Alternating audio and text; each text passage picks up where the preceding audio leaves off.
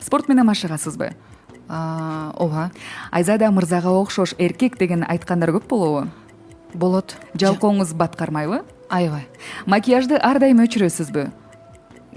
Жок. Кечелерди бекер алып барган учурлар болгонбу? Болгон. Кайын журтуңуздун эң жакшы көргөн келинимин деп ойлойсузбу? Албетте. Анткени жолдошум эки бир тууган, анан улуусубуз да биз. Мен биринчи азырынча.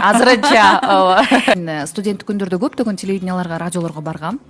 Өтпөй калгам. Сен үнүң туура келбейт экен биздин форматка деген учурлар болгон. Мен ошондо менден жакшы деле диджей чыкпайт окшойт, менден жакшы деле теле алып баруучу чыкпайт окшойт деп ойлонуп койгом да. Сиз айткандай жана гештальтымды жабыш керек болчу, Тумар радиосунда иштеш керек деген нерсени жаптым, иштедим. Мен жолдошумдун баягы мен чыгарманчылык болгон түшүнүгү аябай жакшы.